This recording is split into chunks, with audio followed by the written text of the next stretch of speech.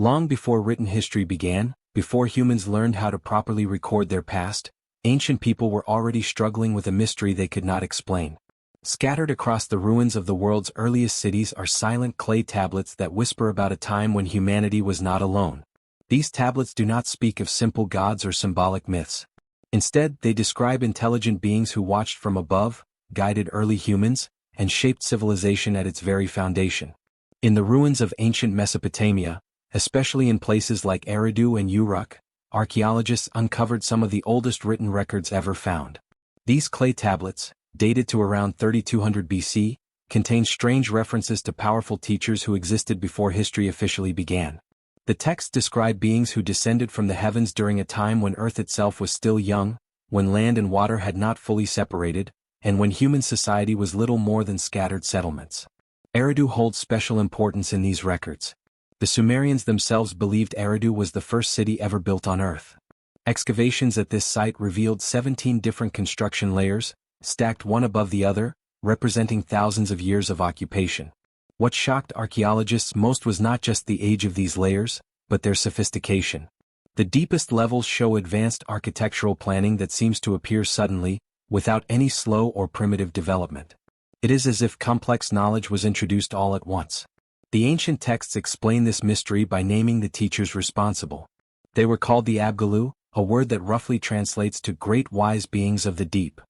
According to the tablets, these entities taught humans essential skills such as irrigation, metalworking, writing, and city planning. These are not small lessons. These are the exact tools needed to transform simple villages into powerful civilizations. The time period linked to this sudden rise of knowledge is known today as the Ubaid period, dating from about 5500 to 3800 BC. During this era, humanity advanced at a pace that still confuses modern scholars. Agriculture improved, cities expanded, trade networks formed, and social systems became structured.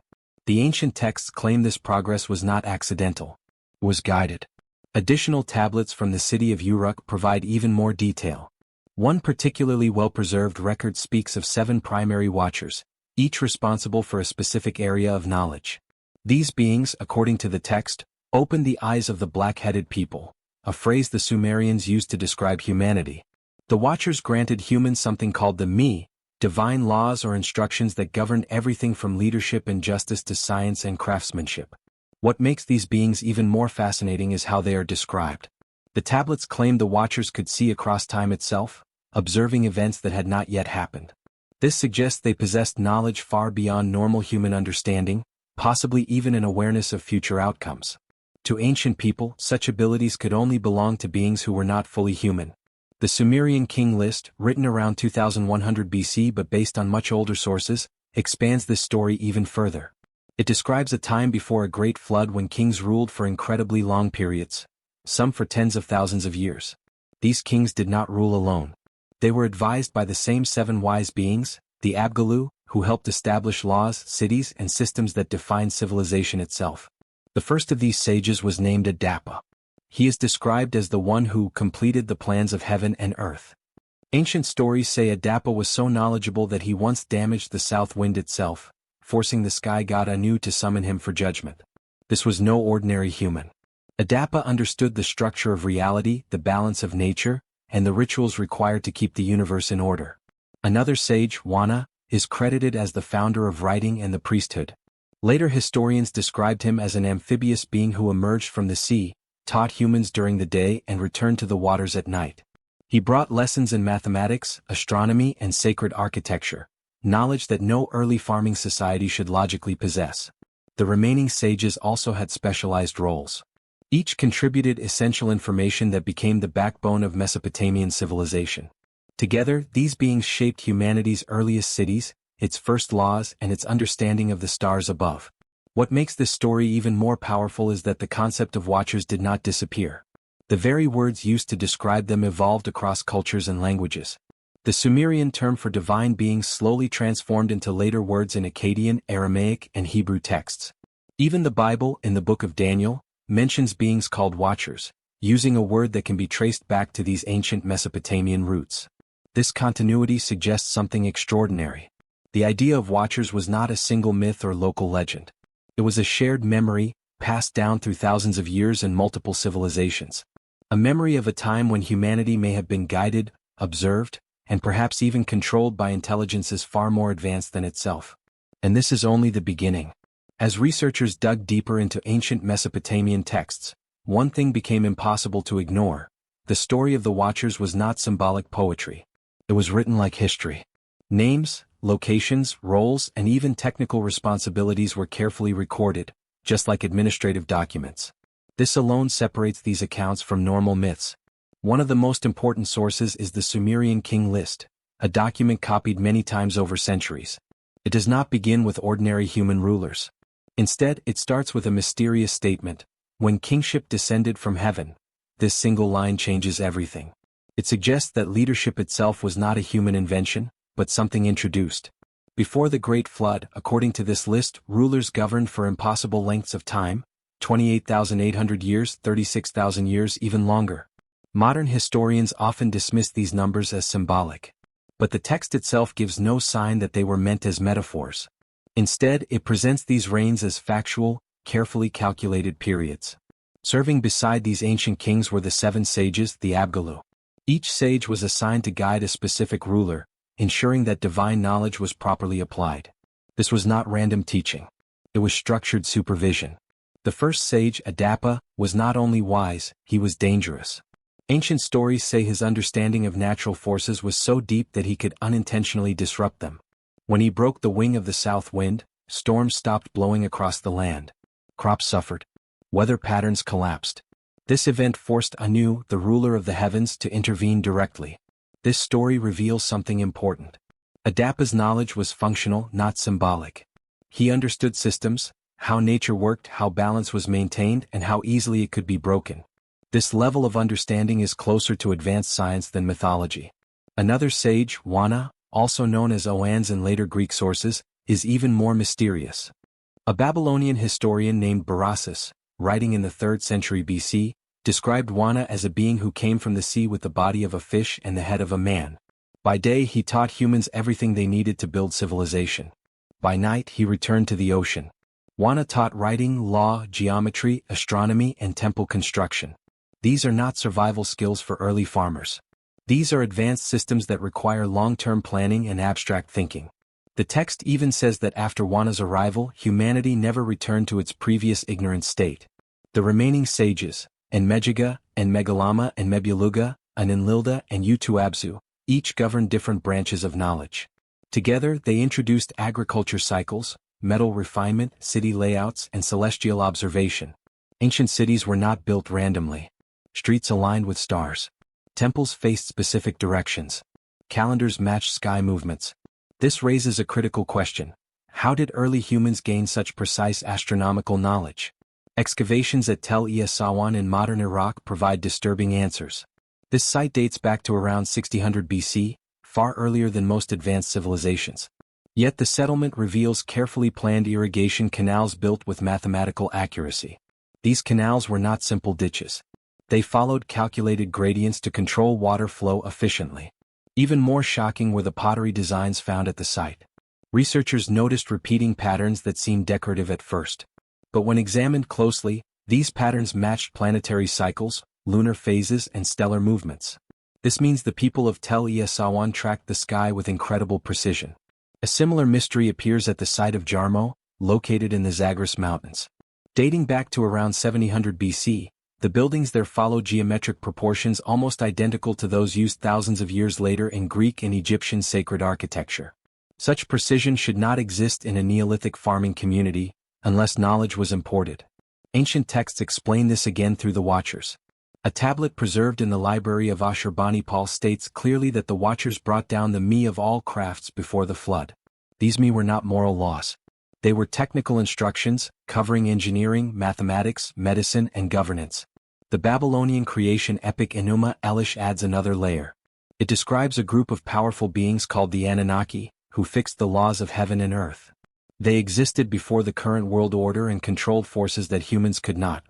While later cultures turned these beings into gods, the original texts describe them more like administrators of reality. Recent analysis of Babylonian mathematical tablets strengthens this idea. One tablet, known as Plimpton 322, dates to around 1800 BC. It contains advanced trigonometric calculations, methods not officially rediscovered until Greek times, more than 1,000 years later. Scholars now believe these techniques came from much older sources. This creates a serious problem for conventional history. Human civilization appears to leap forward suddenly, not gradually.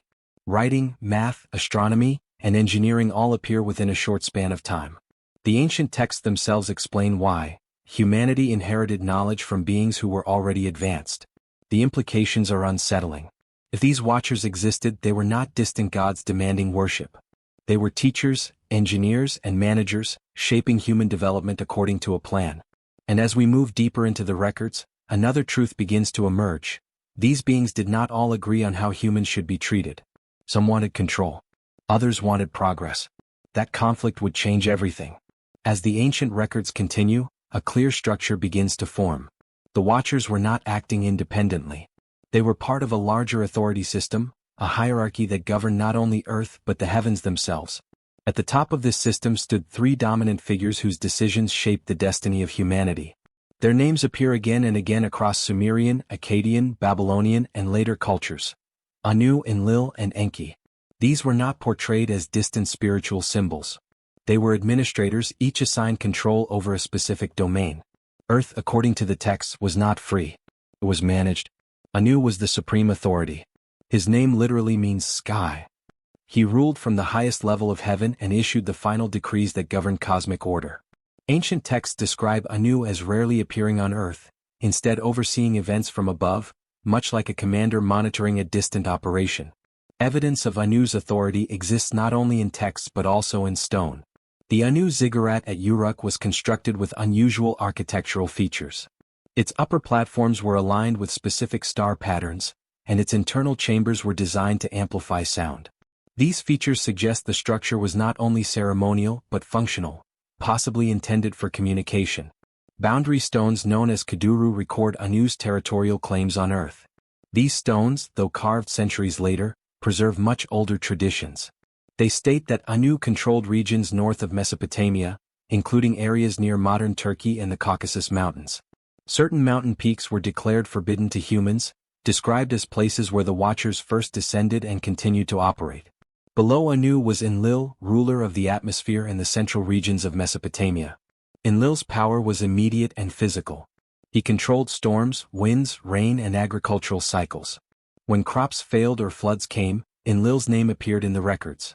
Texts preserved at Nippur, Enlil's primary city, describe him as strict and unforgiving. Unlike Anu, Enlil actively interfered in human affairs. He believed humans should be controlled, limited, and periodically reduced in number. To Enlil, humanity was a workforce, not a partner. Excavations beneath Enlil's temple at Nippur revealed something unexpected. Deep underground chambers extend far below what would be necessary for religious rituals. These chambers include ventilation systems that still function thousands of years later. Carvings on the walls depict mechanical objects that resemble monitoring devices rather than religious symbols. This suggests Enlil's power over weather may not have been supernatural at all, but technological. Enlil's control zone covered Babylon, Kish, Sippar, and the fertile plains of central Mesopotamia. Administrative tablets from these cities reveal a highly coordinated agricultural system. Planting schedules, irrigation cycles, and harvest timing were centrally managed. Farmers followed instructions based on astronomical and atmospheric data. Such coordination across vast regions would have been impossible without advanced planning and communication systems. Then there was Enki. If Enlil was control, Enki was innovation. Enki ruled the southern regions, including Eridu and the marshlands near the Persian Gulf. He was known as the Lord of the Abzu, the underground freshwater ocean. His responsibilities included water management, mineral extraction, biological creation, and what the texts call shaping the clay people. Enki is described as clever, compassionate, and deeply interested in humanity's survival. Unlike Enlil, Enki believed humans should be educated, not enslaved. The city of Eridu, Enki's primary base, provides stunning evidence. Archaeologists uncovered a complex network of water channels, reservoirs, and flow control systems dating back thousands of years before similar technology was believed possible. These systems operated with mathematical precision, managing water levels across changing seasons. Modern engineers studying these structures have noted that the calculations involved resemble principles of fluid dynamics, a field not formally developed until the Renaissance. Sumerian texts openly credit Enki for teaching humans how to purify water, extract metals from ore, and understand nature's hidden processes. One text even suggests Enki possessed knowledge of biological manipulation, a subject that becomes critical later in the story. But this difference in philosophy created conflict. Ancient tablets describe arguments between Enlil and Enki over humanity's future. Enlil viewed humans as noisy, rebellious, and uncontrollable. Enki saw them as learners capable of growth. These disagreements were not minor. They influenced policy. One tablet known as the Dialogue of Enlil and Enki describes heated debates over population control. Enlil proposed disasters, plagues, famines, floods, to reduce human numbers. Enki secretly warned humans how to survive these events, undermining Enlil's plans. This internal conflict reveals something shocking. Human history may have been shaped by a power struggle among non-human rulers. To enforce authority, the Anunnaki used an object of immense importance known as the Tablets of Destiny. These tablets were not simple clay records. They were described as shining, powerful objects that granted control over natural laws. Whoever possessed them could issue commands that affected reality itself. Storms, seasons, leadership, everything responded to these tablets. The Epic of Enzu describes what happened when one being stole the Tablets of Destiny without understanding how to use them. Chaos followed. Natural order collapsed. This implies the tablets were advanced control devices, not symbolic artifacts. Ceremonies involving these tablets were held in special chambers. Archaeological discoveries at the ancient city of Mari uncovered a throne room with a raised platform containing metallic inlays arranged in precise geometric patterns. The platform shows signs of extreme heat exposure, suggesting powerful energy release. These rituals were not religious theater. They were activation events. Selected human rulers were allowed to participate. But they were not ordinary humans. According to the king list, these rulers lived far longer than normal people and possessed abilities beyond human limits. The texts state clearly, they were modified. And this leads us to the most controversial claim of all. Humanity, according to these ancient records, was engineered. The idea that humanity was engineered is not hinted at quietly in the ancient texts. It is stated directly, repeatedly, and in disturbing detail. What modern readers often dismiss as metaphor was written by ancient scribes as procedure. One of the most important sources is the Atrahasis epic, a Mesopotamian text preserved in multiple versions. Though the copies we have date to around 1700 BC, scholars agree the story itself is far older. This epic does not describe humans being created out of love or spiritual desire. It describes a labor crisis. According to the text, the Anunnaki themselves were divided into classes. The higher-ranking beings ruled, while the lower-ranking ones, called the Igigi, performed exhausting physical labor. They dug canals, mined resources, and maintained infrastructure. Over time they rebelled. The rebellion is described in clear, political language. The Igigi surrounded Enlil's residence, burned their tools, and refused to work. This forced the Anunnaki leadership to make a decision. Their solution was not reform. It was replacement. Enki proposed creating a new being, one that could work, obey, and survive harsh conditions, yet still be intelligent enough to follow instructions. This being would be human. The creation process is described step by step. A goddess named Ninhursag, also called Nintu, prepared 14 portions of clay, 7 male and 7 female. But clay alone was not enough. To give these beings intelligence, memory, and awareness, divine material was added. The text states that a god named Kingu was sacrificed. His blood, described as carrying wisdom, was mixed into the clay. The mixture was then placed into a controlled gestation process. After a fixed period, the first humans were brought to life. This is not poetic language. It is technical. Numbers, roles, materials, and timelines are clearly defined. The Akkadian version of the story adds another detail that is often overlooked. The divine material was processed before use. This suggests purification, isolation, and preparation, concepts that strongly resemble genetic engineering. The result was not modern humanity as we know it today. The first humans, according to the text, were stronger, lived for centuries, and possessed enhanced intelligence. They could communicate directly with the Anunnaki. They understood instructions instantly. Over time, however, these traits weakened. Lifespans shortened. Intelligence decreased. The texts explain this clearly. The modifications degraded over generations. This is why the earliest kings ruled for thousands of years, while later kings ruled for decades. But the experiments did not stop there. Some watchers went further. Later traditions preserved in the Book of Enoch describe how certain watchers violated strict rules. They did not just guide humanity. They interbred with humans, creating hybrid offspring. These beings were called the Nephilim, giants of great strength and intelligence. They were powerful, violent, and unstable.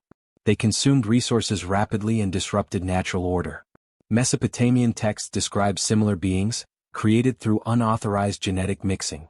These hybrids were considered failures. They did not belong to either world.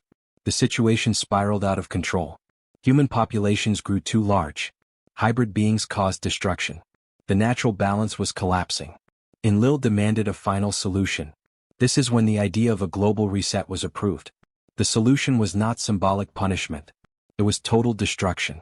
The texts describe a coordinated event involving atmospheric manipulation, geological disruption, and overwhelming floods. Enlil authorized it. Anu approved it. But Enki did not. Enki secretly warned a human named Ziusidra, later known as Utnapishtim and Noah in other cultures. He gave him precise instructions to build a survival vessel. These instructions included dimensions, materials, waterproofing techniques, internal compartments, ventilation systems, and storage planning. This was advanced engineering, not primitive boat building. Archaeological evidence supports this story. Excavations across Mesopotamia reveal thick flood layers separating earlier civilizations from later ones. Entire cities were wiped out. At sites like Uar, Kish, and Shuruppak, the flood layer appears simultaneously, suggesting a massive regional, or global, event. When the waters finally receded, civilization did not start from scratch. It restarted too fast. Within a short time, advanced cities, metallurgy, astronomy, and writing reappeared. This should not have been possible unless knowledge had been preserved. The texts explain how. Before the flood, essential knowledge, called the Me, was stored. Some was recorded on tablets. Some was embedded in trained individuals. Some, the texts suggest, was preserved in sealed underground chambers. The watchers who remained loyal were reassigned. Direct interference was limited. Humanity was allowed to rebuild, but under observation. This was not freedom. It was probation. And from this moment onward, the watchers no longer walked openly among humans. They watched. When the floodwaters finally withdrew and the world grew quiet again, humanity believed the nightmare was over. The skies cleared. Rivers returned to their banks. Survivors stepped onto dry land and began rebuilding what had been lost. But according to the ancient records, something far more important happened during this moment. The rules changed. Before the flood, the watchers walked openly among humans. They taught directly, ruled directly, and corrected directly. After the flood, this method was abandoned. The devastation had proven one thing to the Anunnaki leadership. Too much direct contact created instability. Humanity would still be guided. But now, from the shadows. Ancient texts describe a new system put into place, one based on indirect control, long-term planning, and careful observation. The Watchers no longer appeared as teachers in physical form. Instead, they operated through intermediaries, priests, kings, prophets, and chosen bloodlines. This explains something historians have long struggled to understand. Why did advanced knowledge suddenly reappear after the flood, yet no longer grow at the same explosive pace? Because humanity was no longer being upgraded. It was being managed. The post-flood world introduced a new hierarchy. Humans were divided into roles: rulers, priests, workers, and record keepers. Each role had access to different levels of knowledge. The highest information was restricted to temple elites, while the general population was kept focused on survival, tradition, and obedience. This system worked remarkably well. The earliest post-flood civilizations, Sumer, Egypt, the Indus Valley, and early China, all display the same pattern. Advanced knowledge appears suddenly, fully formed, and then stabilizes. Innovation slows. Traditions dominate. Sacred rules replace experimentation. In Mesopotamia, kings were no longer described as gods themselves. Instead, they ruled by divine permission. Inscriptions repeatedly state that kingship was granted from heaven. This language is not symbolic. It reflects a new administrative model. Kings were no longer partners. They were authorized representatives. This authorization was controlled through ritual. Temples became the center of power, not palaces. The ziggurats that towered over Mesopotamian cities were not built primarily for worship. They were built as interfaces.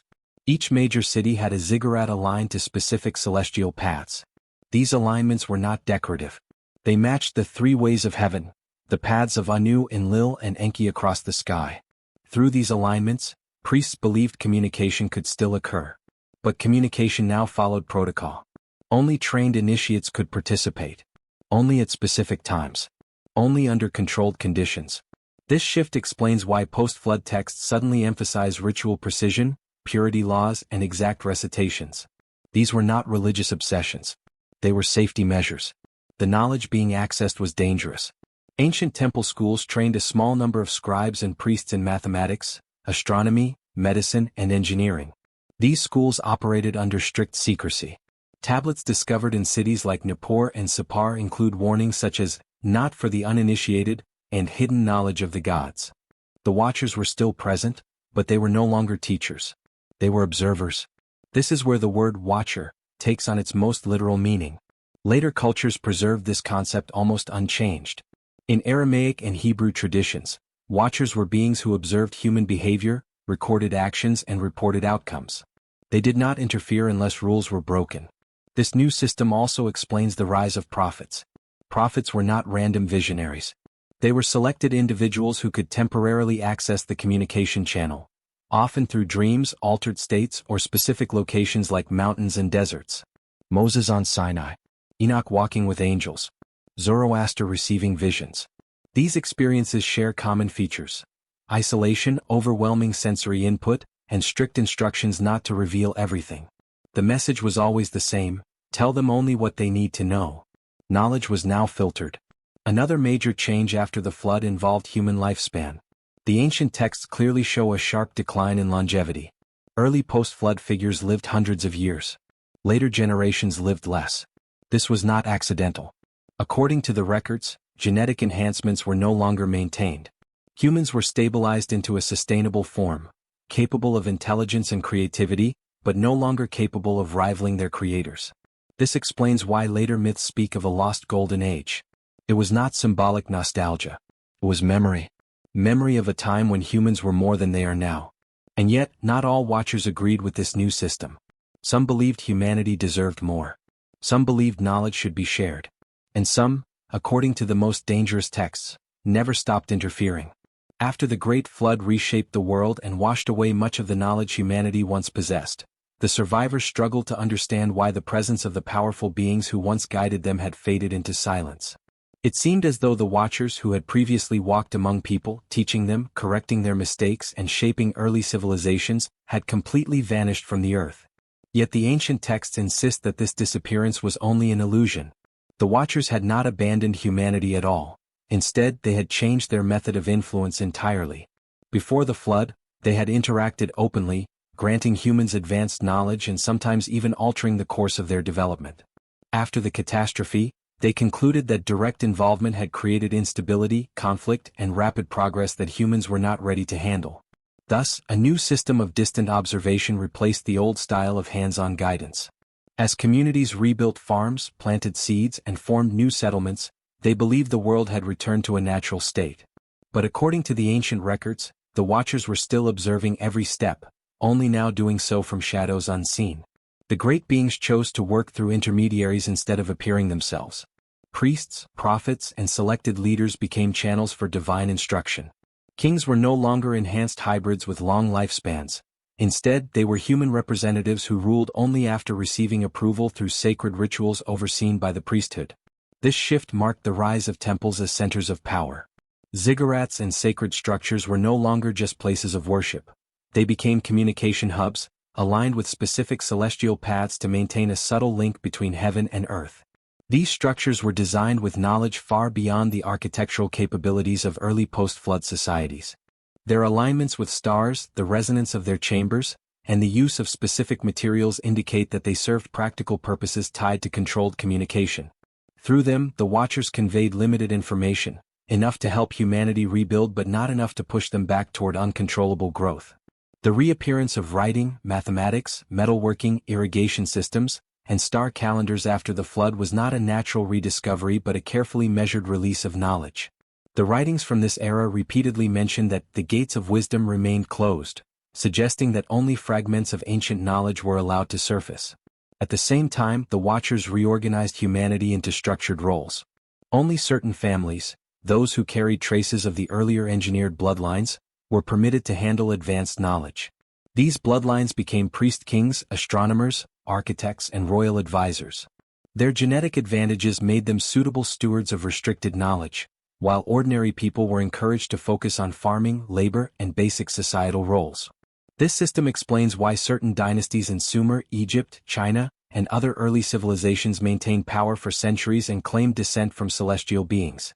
Their ancestry was not mythological pride, it was a continuation of an administrative structure set by the Watchers. As humanity expanded into new regions, the Watchers continued to monitor key areas across the world. These places became early centers of civilization, each reflecting the same sudden appearance of organized culture. Mesopotamia with its mathematical city planning, Egypt with its astronomically aligned monuments, the Indus Valley with its grid-based cities, and early China with its observation towers and ritual calendars. The similarities among such distant cultures puzzled historians for centuries, but ancient writings suggest that these places were selected nodes in a global monitoring system designed by hidden overseers who still influenced human development from afar.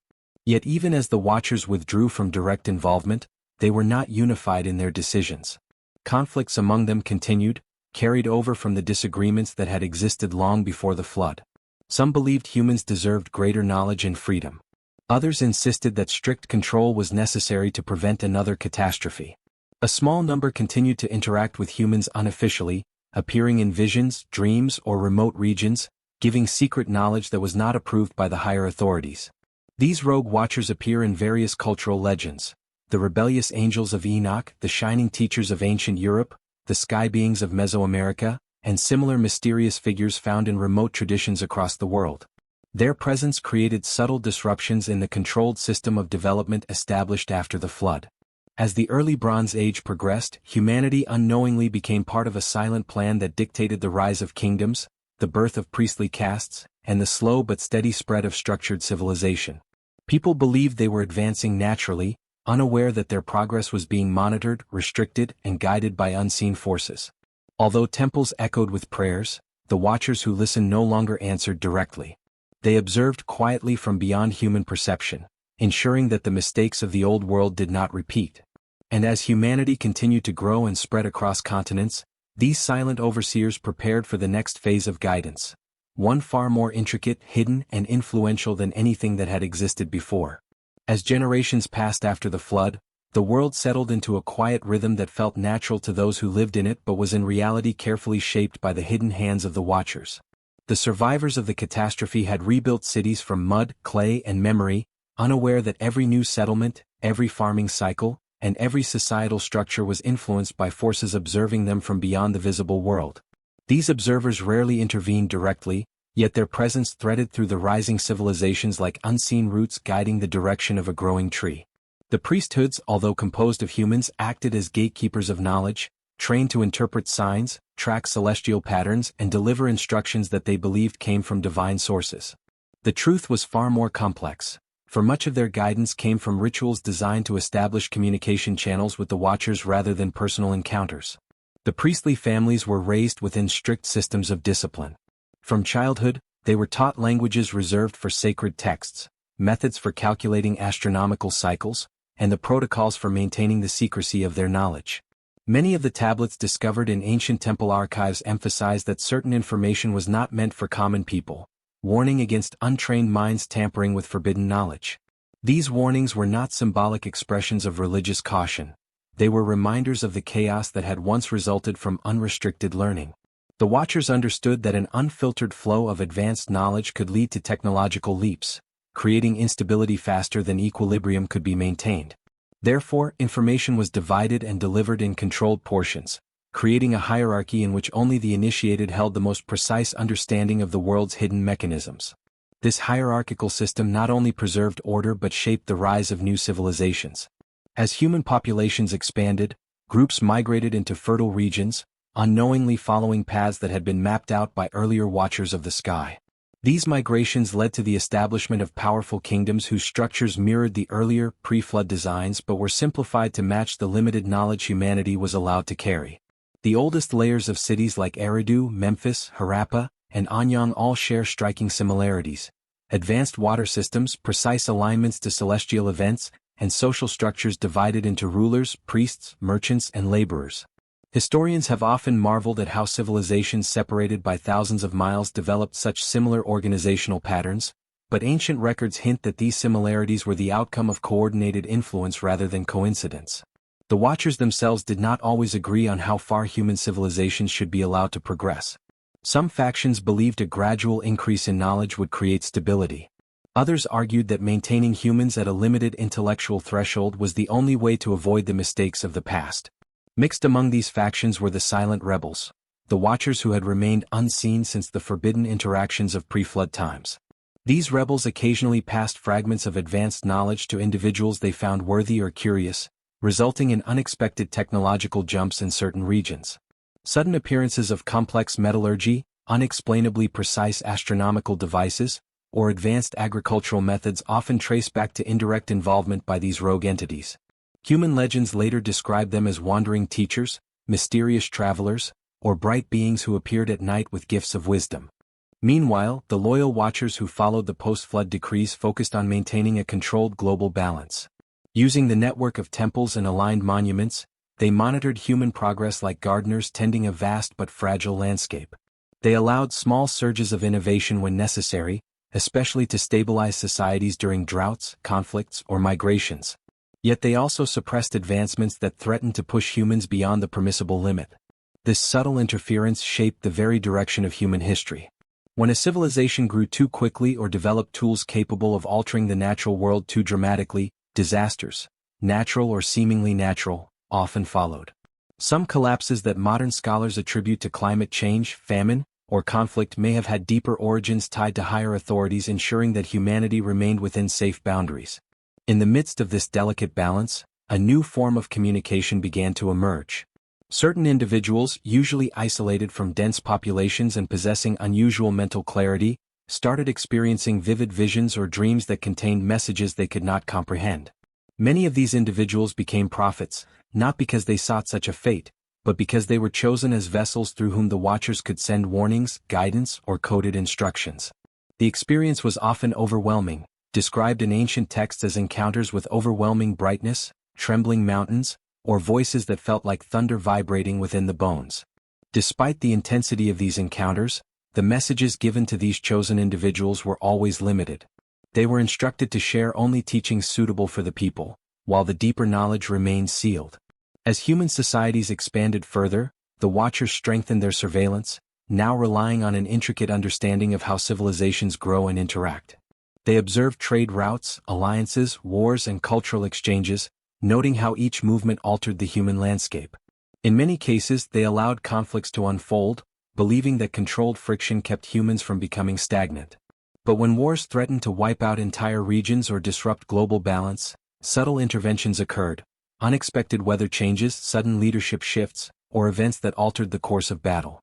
Such moments were credited to luck or divine favor by the people, but in truth, they were precise adjustments made from beyond human sight. Yet despite these carefully calculated efforts, humanity continued to surprise its silent overseers. The Watchers had assumed that limiting direct contact and restricting knowledge would prevent humans from reaching dangerous levels of power again, but even with limited information, people displayed remarkable ingenuity. They developed new ways to organize societies, created early forms of writing, and built monumental structures that echoed memories carved into their collective consciousness.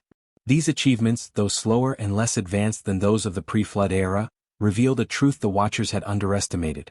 The human spirit, once ignited, could evolve through persistence and curiosity alone.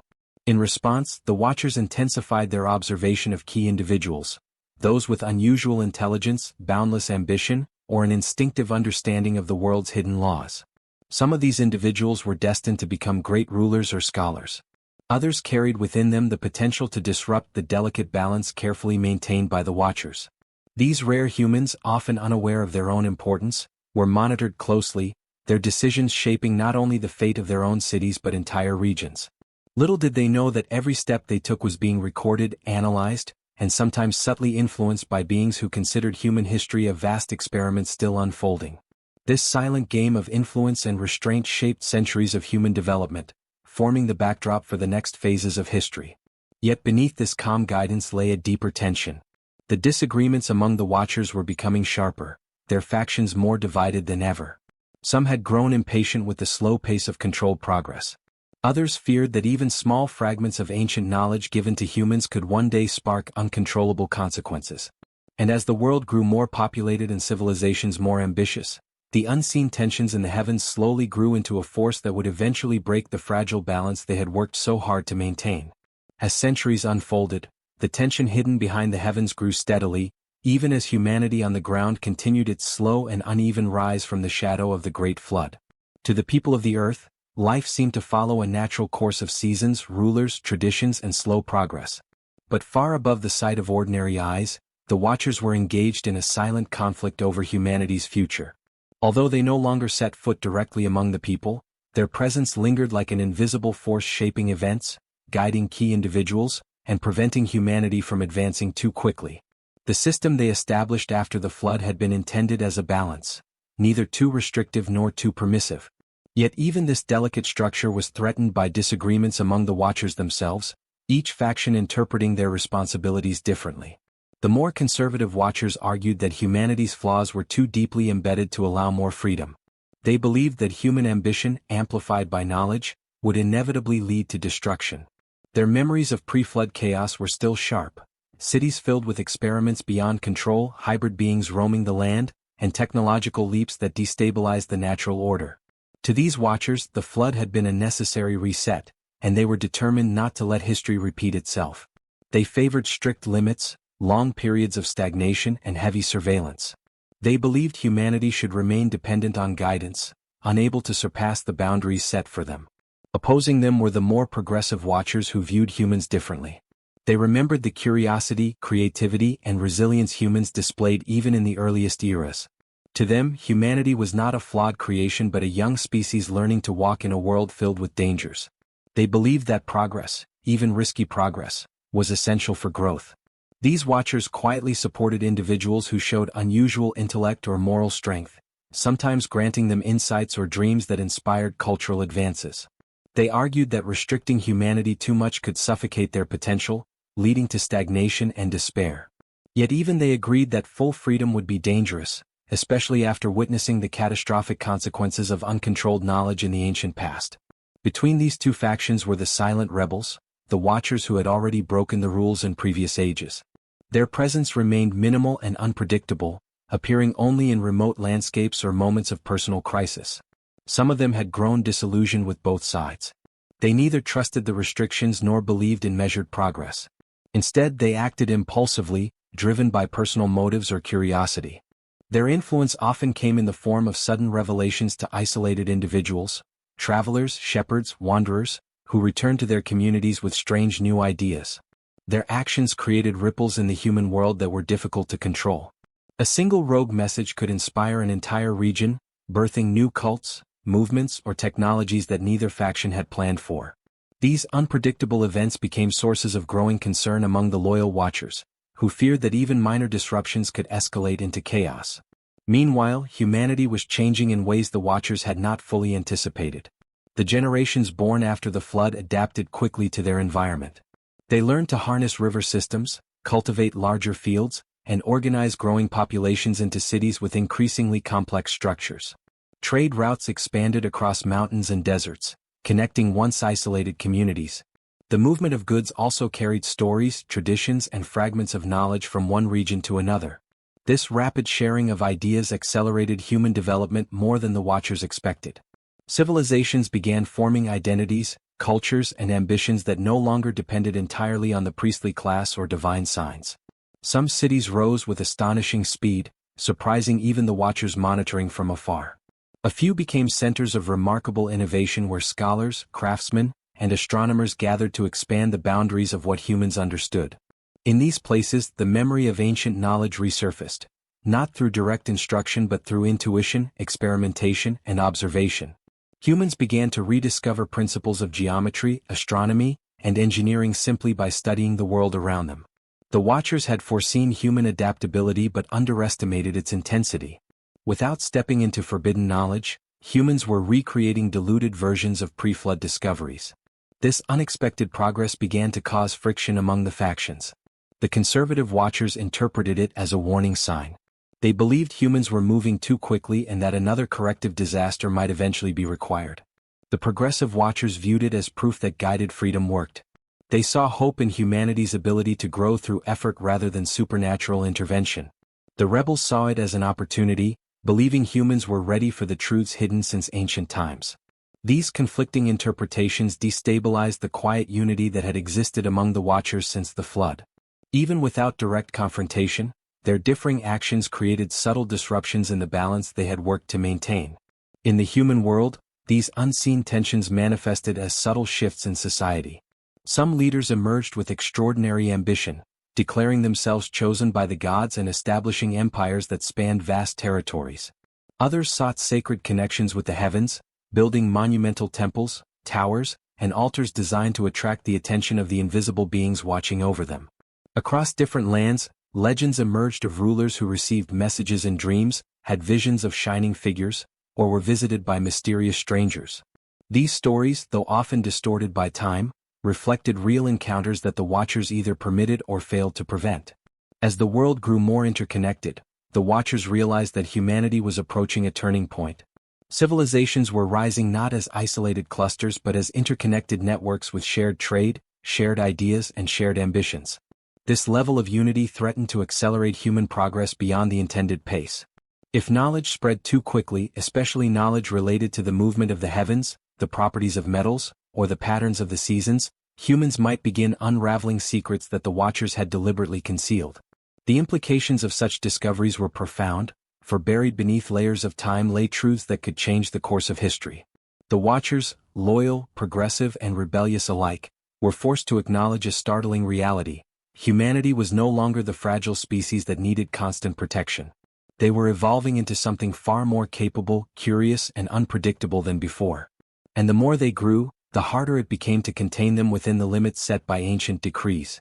This realization marked the beginning of a deeper conflict, one that would eventually shape the fate of both humans and the beings who watched from above, leading toward events that none of them could fully control. As the human world expanded into an intricate web of settlements, trade routes, and cultural exchanges, the Watchers found themselves confronting a challenge far more complex than anything they had faced in the ancient ages. Humanity was no longer a scattered collection of tribes dependent on divine intervention for survival. The post-flood generations had grown into sharp observers of nature, skilled builders of cities, and determined seekers of understanding. Every decade brought new transformations: more fertile lands cultivated, more rivers harnessed, more temples built, and more people demanding answers about the world they lived in. For the Watchers observing from hidden realms, these changes signaled both progress and danger. They monitored the rise of each new city-state, watched as kings carved their names into stone stele, and observed as priests conducted rituals in hopes of bridging the distance between earth and sky. The loyalty of some priests remained strong, but others began to seek influence for themselves, using their positions not only to interpret divine messages but to shape political power among the people. This shift in human behavior troubled the conservative Watchers, who believed that too much autonomy could spiral into rebellion and ruin. They continued to advocate for tighter control, urging that signs be sent to keep humans obedient. Unexpected storms, failed harvests, uncanny dreams meant to remind rulers of their place in the cosmic order. Yet these methods were no longer as effective as they once had been. Kings had become more confident, sometimes refusing to acknowledge divine warnings. They built armies, forged alliances, and expanded their territories with a boldness that would have been inconceivable in earlier eras. Their claims of divine favor became political tools rather than humble acknowledgments of celestial guidance. Even when omens appeared in the sky, a blood-red moon, a sudden eclipse, or strange alignments of stars, many kings interpreted these events as signs of their own greatness rather than messages of caution. This arrogance frustrated the conservative faction of the Watchers, who interpreted the growing pride of humanity as a sign that stricter measures were needed. In contrast, the progressive Watchers saw this confidence as evidence of humanity's maturity. They believed that a species capable of organizing cities, building monumental architecture, and observing the heavens deserved more freedom to explore their potential. They admired how humans recorded star cycles, tracked the flooding of rivers, and developed languages that could preserve knowledge for future generations. These watchers noticed that despite the limitations placed upon them, humans were still reinvigorating fragments of lost wisdom, sometimes by accident, other times through sheer intuition. They saw hope in these rediscoveries and believed humanity could eventually achieve harmony without constant oversight. Their optimism, however, was met with skepticism from the conservative faction, who argued that granting more autonomy would inevitably lead to catastrophe. The rogue watchers, meanwhile, continued to act unpredictably. Some traveled silently through remote valleys and mountain ranges, observing without intention to guide or interfere. Others occasionally appeared to humans in dreams or fleeting visions, offering cryptic warnings or whispers of forgotten knowledge. These unexpected contacts often sparked sudden developments in isolated regions, advances that neither the conservative nor progressive watchers had planned. There were moments when entire communities transformed within a generation, developing advanced metalworking techniques or constructing sacred sites aligned with astronomical precision. The loyal watchers watched these changes unfold with both awe and anxiety, for such unplanned leaps echoed remnants of the dangerous pre-flood era when unregulated knowledge had grown wildly and uncontrollably. As civilizations continued to rise, the most significant transformations occurred in regions where trade routes intersected. Merchants carried more than goods, they carried ideas. A method for measuring fields discovered in one valley might spread to another city hundreds of miles away. A calendar system created for predicting river floods in one region could inspire astronomical mapping in another. With every exchange, humanity grew more unified, and with unification came increased potential for innovation. The Watchers recognized that controlling a single region was no longer enough. Human knowledge could now flow across borders like wind sweeping across a vast plain. The interconnectedness of civilizations made it nearly impossible to prevent ideas from spreading beyond their intended boundaries. This increasing unity also attracted the attention of ambitious rulers who sought to expand their influence beyond their ancestral lands. Wars broke out over fertile fields, sacred rivers, and trade routes that had become vital lifelines of early economies. These conflicts were observed closely by the Watchers, some of whom influenced events subtly to prevent total destruction. Sudden weather changes often disrupted battles, unusual omens caused kings to delay invasions, and unexpected alliances formed under mysterious circumstances. To human historians, these events would later appear as coincidences or strokes of fortune, but the Watchers recognized them as intentional adjustments to preserve balance. Still, despite these interventions, the human thirst for dominance grew stronger. Conquerors emerged who believed they were destined to rule vast territories, and their ambitions often clashed with the delicate equilibrium the Watchers were trying to maintain. Amid this rising complexity, something else began to change: the way humans perceived the heavens. No longer did they view the sky only as a realm of divine beings. They began to study it as a pattern, a map of cycles and rhythms. Early astronomers recorded the movements of the moon, planets, and stars, creating calendars with astonishing accuracy. Stone monuments and observation towers were built across various cultures, serving as instruments to track celestial events. To the Watchers, this development was a warning signal, an indication that humanity was on the verge of unlocking deeper understandings that had been hidden since ancient times. The stars held secrets that the Watchers had guarded for millennia. If humans decoded these patterns, they might begin to question the limits imposed upon them and seek answers that had long been forbidden. Some Watchers believed this curiosity should be encouraged, arguing that humanity's growing fascination with the heavens reflected a desire for connection and understanding. Others saw it as a dangerous path leading to knowledge that could unravel the entire system established after the flood. The debates became sharper, the factions more entrenched in their positions. What began as philosophical disagreements gradually transformed into ideological divides. The Watchers, who were once united in purpose, now moved closer to conflict than they had been since the ancient rebellion that preceded the flood itself. Yet even as these tensions rose in the unseen realms, humanity continued their climb upward, unaware that they were approaching a threshold. Their cities grew larger, their monuments taller, their questions more ambitious. They did not know that their progress was stirring conflict among the beings who had shaped their earliest history. Nor could they foresee that their pursuit of knowledge, innocent and bold, would soon draw the Watchers into a confrontation that could shake the foundations of both earth and heaven. The world, though thriving, was entering a period of profound uncertainty, setting the stage for events that would forever alter the relationship between humans and the Watchers above. Humanity entered a new age without realizing that every step forward was pushing them closer to an invisible threshold, one that had remained sealed since the earliest days after the flood.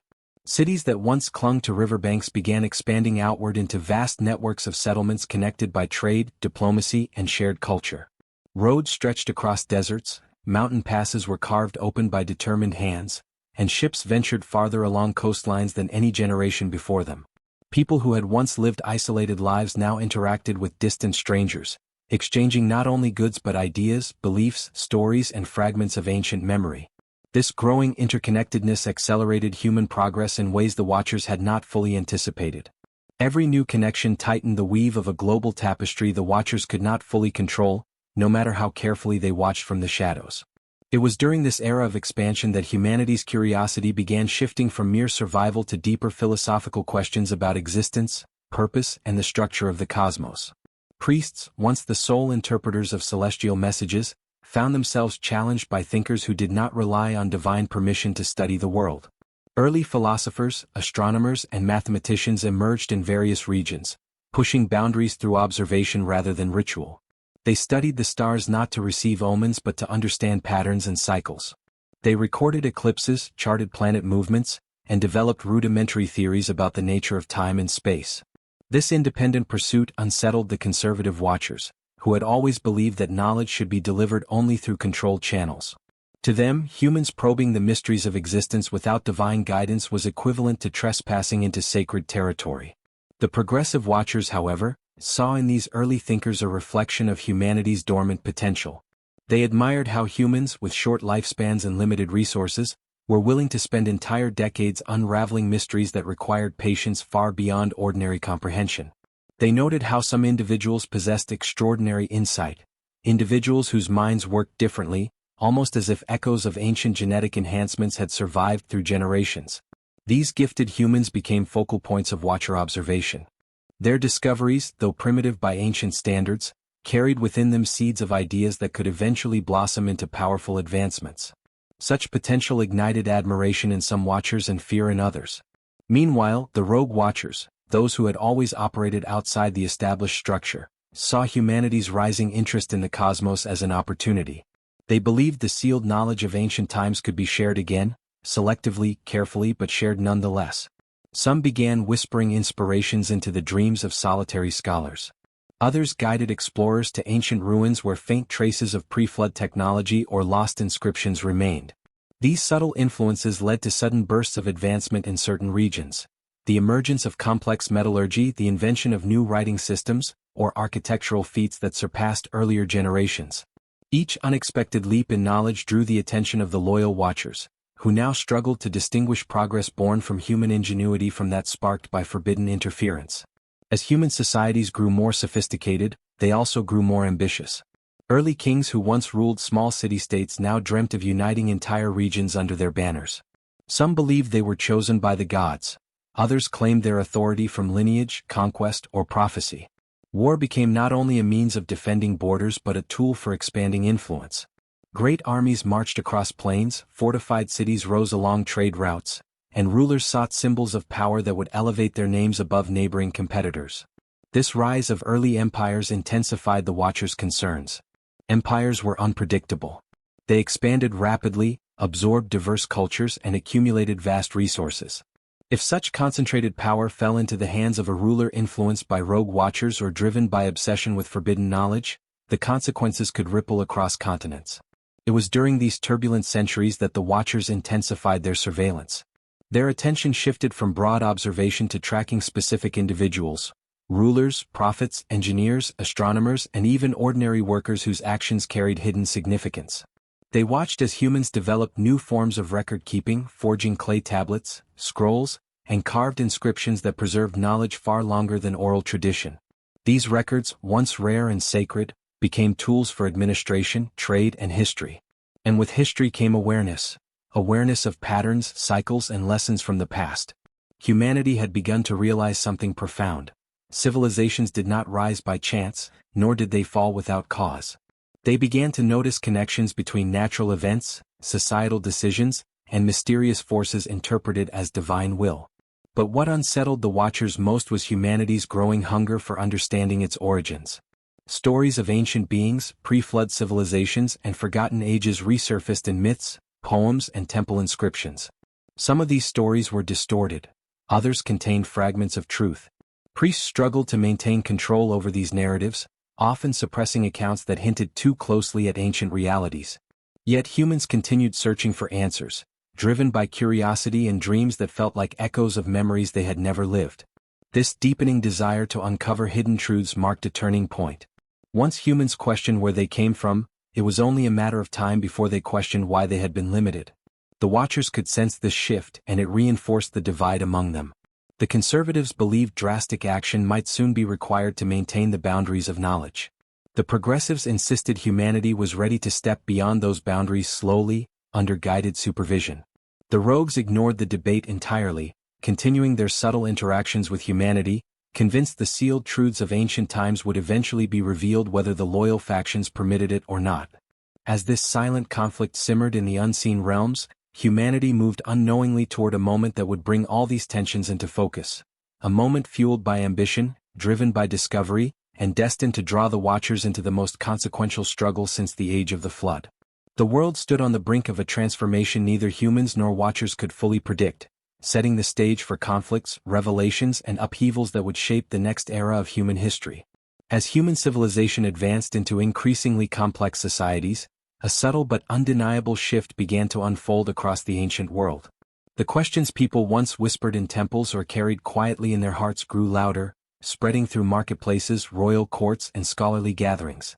People wanted to know not only how the world worked but why it existed in the way it did. They questioned the purpose of the stars, the meaning of their dreams, the origins of their ancestors, and the reason behind the strange patterns woven into the land and sky. These questions marked a profound evolution in human consciousness, an awakening that made the Watchers uneasy. Curiosity, once harmless, had transformed into determination. Unlike earlier generations who accepted priestly explanations without resistance, these new thinkers wanted proof, structure, and deeper truths. They sought answers in nature, mathematics, philosophy, and ancient ruins whose stones whispered forgotten stories. This relentless curiosity inspired movements of knowledge across continents. In one region, scholars charted the night sky with increasing precision, noticing cycles and alignments that seemed too deliberate to be random. In another, early engineers experimented with stone, bronze, and water, discovering principles that allowed them to build larger temples, sturdier towers, and more efficient irrigation networks. Even ordinary craftsmen were innovating, creating tools, pottery, and agricultural methods that surpassed previous generations. Every improvement, every new idea, pushed humanity one step closer to understanding the hidden structure of their world. To the progressive Watchers, these developments were evidence that humanity was evolving into a species capable of rational thought and long-term vision. But to the conservative Watchers, the pace of progress was deeply troubling. They feared that humans, driven by ambition and curiosity, would eventually uncover truths that had been sealed away for their protection. These fears were not unfounded. In numerous regions, ancient stories began resurfacing through oral traditions, stone inscriptions, and newly discovered relics buried beneath the earth. These relics, strange tools, fragments of unknown alloys, symbols carved in languages no one remembered, sparked speculation among scholars and priests alike. Some believed these artifacts belonged to gods. Others suspected they came from a forgotten golden age long before the flood. The priests attempted to conceal such discoveries, often locking them away in secret chambers deep within temple complexes. But word always found its way into the world. Curiosity became contagious. Travelers from distant lands shared tales of ruins half buried in deserts, stone circles aligned with the stars, and mountains where strange lights were said to appear at night. As these stories spread, humans began to realize that their past was far older and more mysterious than anyone had told them. The Watchers watched all this unfold with increasing tension. The conservative faction argued that humanity was again approaching a dangerous threshold, one that could lead to the same kind of destabilizing knowledge that had triggered the downfall of the ancient world. They took every opportunity to discourage discovery, influencing the dreams of kings to restrict exploration, inspiring omens that dissuaded travelers from venturing into forbidden regions, and quietly guiding priests to reinforce doctrines that kept the masses focused on obedience rather than investigation. Yet these efforts could only slow progress, not stop it. Human curiosity had become stronger than fear. Even when rulers outlawed exploration or declared certain ruins sacred and forbidden, brave individuals still journeyed into the unknown, seeking answers hidden in the world's forgotten corners. Meanwhile, the progressive watchers were torn between admiration and concern. They saw intelligence sparkling in humanity like embers ready to become flame. They believed humans could responsibly handle deeper truths, if given guidance and time to mature. They began subtly influencing certain individuals, choosing those whose hearts were balanced by humility and wisdom rather than ambition. These chosen ones experienced dreams that quietly nudged them toward discovery, inspiration, or compassion. They became philosophers, healers, architects, or advisors who shaped their societies gently, without drawing attention to the invisible hands guiding them. But their influence, though meaningful, was small compared to the vast tapestry of human civilization rapidly evolving across the world. The rogue watchers were the wild card. Some of them, still driven by personal agendas or deep resentment toward the restrictions imposed after the flood, saw humanity's growing curiosity as an opening. They subtly encouraged forbidden knowledge, guiding humans toward ruins that held traces of ancient technology or symbols that hinted at cosmic truths far beyond ordinary understanding. A whisper in a dream could lead an explorer to a forgotten chamber. A flash of insight could inspire a scholar to decode a fragment of ancient writing. These rogue interventions, though rare, created unpredictable bursts of advancement that alarmed even the progressive watchers. The delicate balance maintained for centuries was becoming increasingly unstable. As human civilizations grew in power, their leaders grew more ambitious. Kings and queens sought symbols that would legitimize their rule. Some commissioned massive structures aligned with celestial pathways, believing these monuments would bring them closer to the gods. Others consulted prophets or seers who claimed to speak with divine messengers, though many of these visions were influenced by watchers, loyal, progressive, or rogue, each with their own agendas. Wars erupted more frequently as rulers sought to expand their territories or seize control of sacred sites rumored to hold secrets from ancient times. These conflicts created chaos that spread across entire regions, drawing the watchers' attention more intensely than ever before. The watchers could no longer ignore the reality unfolding before them. Humanity was approaching a critical juncture, driven not by survival or tradition, but by a growing hunger for truth. People were no longer satisfied with inherited myths or controlled rituals. They wanted answers. They wanted understanding. Some wanted power. And beneath the surface of this growing awakening lay the beginnings of a question that would shape the future. Why were the watchers still hiding? The moment humanity asked that question openly and collectively, the fragile veil separating their world from the watchers above would begin to tear. What the watchers feared most was not rebellion or disobedience, it was revelation. They knew that once humanity uncovered the truth about their origins, about the ancient experiments, the engineered bloodlines, and the sealed knowledge of the pre-flood world, the balance that had held the world together for millennia would collapse. And as this realization spread among the watchers, both loyal and rebellious, the first subtle moves toward an inevitable confrontation quietly began. As humanity's awareness deepened, the world gradually approached a point of no return, a moment when human curiosity intersected with ancient secrets that had been buried beneath layers of silence, time, and divine caution. Cities that once consisted of simple clay homes had transformed into vibrant centers of trade, culture, and learning. Grand libraries emerged in certain regions, filled with tablets and scrolls documenting stars, agricultural cycles, healing practices, and early philosophical questions. These repositories of knowledge became magnets for wanderers, people driven by an unexplainable pull to discover how the universe worked. Scholars who had never met one another began asking similar questions, noticing similar patterns, and reaching conclusions that mirrored one another's findings. It was as if humanity, spread across continents, was awakening in synchronized waves, each pulse pushing them toward deeper truths. But with enlightenment came turbulence. Many rulers feared the rise of scholars and thinkers whose influence threatened the power of priests and kings. These rulers imposed strict laws to control the flow of information, limiting who could study astronomy, who could build new instruments, or who could access sacred sites believed to contain ancient relics. Temples that had once been open centers of community now guarded their libraries with suspicion, fearing that certain writings might inspire ideas beyond what the gods had intended for the human mind. Despite these restrictions, knowledge continued to seep through cracks in the system. A single traveler carrying a fragment of philosophy from one city to another could inspire a generation of young thinkers.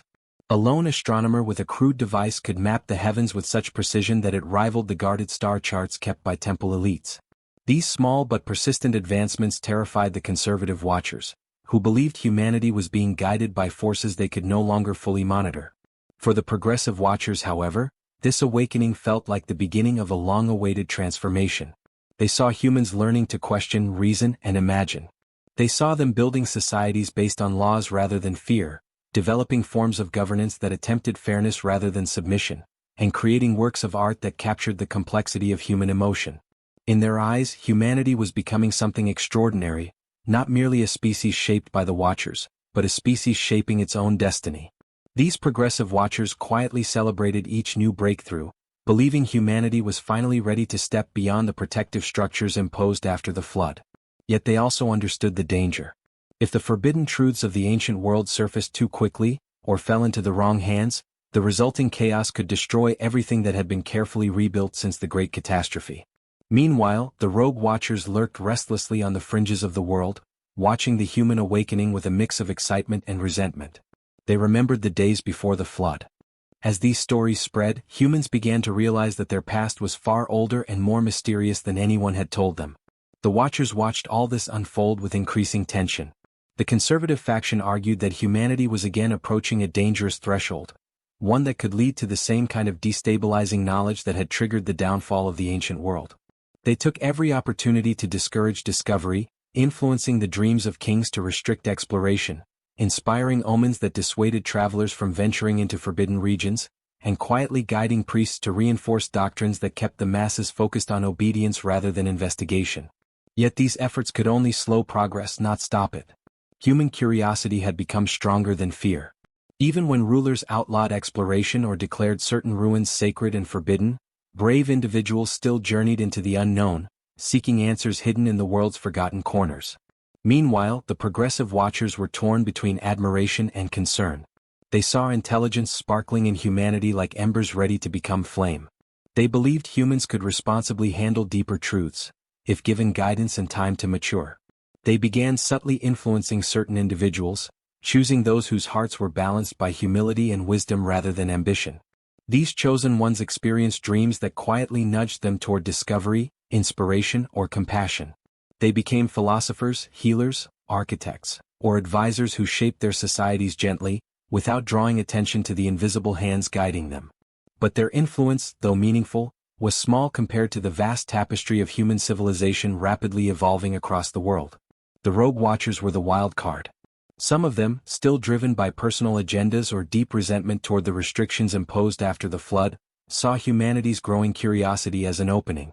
They subtly encouraged forbidden knowledge, guiding humans toward ruins that held traces of ancient technology or symbols that hinted at cosmic truths far beyond ordinary understanding.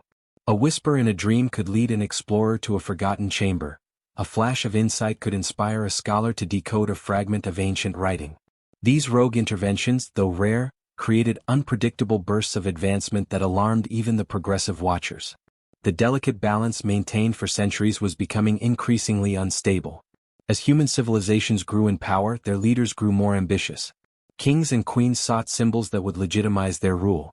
Some commissioned massive structures aligned with celestial pathways, believing these monuments would bring them closer to the gods.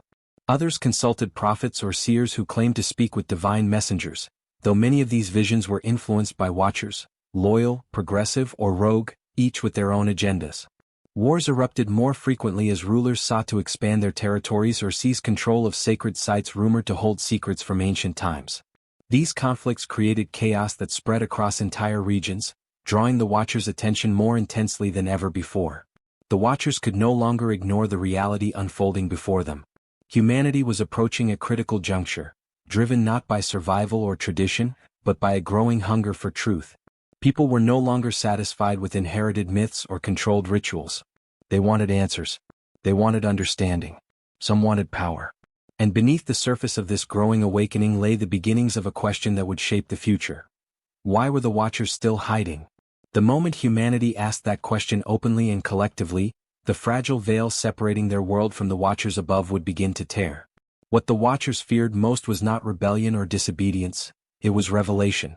They knew that once humanity uncovered the truth about their origins, about the ancient experiments, the engineered bloodlines and the sealed knowledge of the pre-flood world, the balance that had held the world together for millennia would collapse. And as this realization spread among the Watchers, both loyal and rebellious, the first subtle moves toward an inevitable confrontation quietly began. As humanity's awareness deepened, the world gradually approached a point of no return, a moment when human curiosity intersected with ancient secrets that had been buried beneath layers of silence, time, and divine caution. Cities that once consisted of simple clay homes had transformed into vibrant centers of trade, culture, and learning. Grand libraries emerged in certain regions, filled with tablets and scrolls documenting stars, agricultural cycles, healing practices, and early philosophical questions. These repositories of knowledge became magnets for wanderers, people driven by an unexplainable pull to discover how the universe worked. Scholars who had never met one another began asking similar questions, noticing similar patterns, and reaching conclusions that mirrored one another's findings. It was as if humanity, spread across continents, was awakening in synchronized waves, each pulse pushing them toward deeper truths. But with enlightenment came turbulence. Many rulers feared the rise of scholars and thinkers whose influence threatened the power of priests and kings. These rulers imposed strict laws to control the flow of information, limiting who could study astronomy, who could build new instruments, or who could access sacred sites believed to contain ancient relics. Temples that had once been open centers of community now guarded their libraries with suspicion, fearing that certain writings might inspire ideas beyond what the gods had intended for the human mind. Despite these restrictions, knowledge continued to seep through cracks in the system. A single traveler carrying a fragment of philosophy from one city to another could inspire a generation of young thinkers. A lone astronomer with a crude device could map the heavens with such precision that it rivaled the guarded star charts kept by temple elites. These small but persistent advancements terrified the conservative Watchers, who believed humanity was being guided by forces they could no longer fully monitor. For the progressive Watchers, however, this awakening felt like the beginning of a long-awaited transformation. They saw humans learning to question, reason, and imagine. They saw them building societies based on laws rather than fear, developing forms of governance that attempted fairness rather than submission, and creating works of art that captured the complexity of human emotion. In their eyes, humanity was becoming something extraordinary, not merely a species shaped by the Watchers, but a species shaping its own destiny. These progressive Watchers quietly celebrated each new breakthrough, believing humanity was finally ready to step beyond the protective structures imposed after the flood. Yet they also understood the danger. If the forbidden truths of the ancient world surfaced too quickly, or fell into the wrong hands, the resulting chaos could destroy everything that had been carefully rebuilt since the Great Catastrophe. Meanwhile, the rogue Watchers lurked restlessly on the fringes of the world, watching the human awakening with a mix of excitement and resentment. They remembered the days before the flood. A few became thinkers who questioned the very foundations of reality, pushing beyond tradition toward deeper truths. These individuals had no idea that the Watchers were observing them with growing fascination, seeing them as potential bridges between ancient cosmic knowledge and the future destiny of mankind. But not all Watchers shared admiration or caution. The rogue Watchers, those who had long abandoned the rules, watched the awakening with hunger. They remembered the forbidden era with a sense of ownership and defiance. They believed that humans were ready to receive the knowledge sealed away by the loyal factions. These rogue beings began searching for individuals whose ambition could be manipulated. They whispered in dreams, inspired sudden flashes of insight, and guided explorers to ruins that were never meant to be found. These interactions, though subtle, caused unpredictable shocks in human societies. A forgotten city revealed beneath shifting sands. A star alignment recorded with astonishing accuracy using crude tools. An isolated tribe developing advanced metallurgy far ahead of others. These anomalies confused loyal Watchers and thrilled the rogues. The progressives were caught between concern and hope, unsure of how far things should be allowed to advance. Meanwhile, humanity, unaware of the celestial tensions shadowing their progress, continued to expand. Cities blossomed near rivers, mountains, and coasts. Trade routes grew like veins of a living organism connecting distant lands. People traveled farther than ever before, learning languages, blending cultures, and sharing ideas faster than the Watchers could monitor.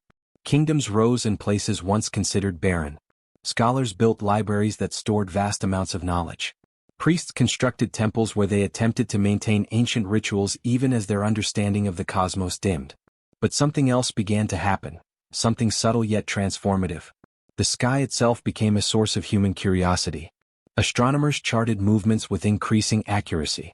Early philosophers debated the order of the stars and questioned whether the heavens were truly the exclusive realm of divine beings. Some dared to suggest that the gods might not be gods at all but something else, something more tangible, something that once walked among humans. These questions were dangerous. The conservative watchers feared that humanity was standing on the edge of uncovering truths that would shake the world. The progressive watchers were conflicted, hopeful yet cautious.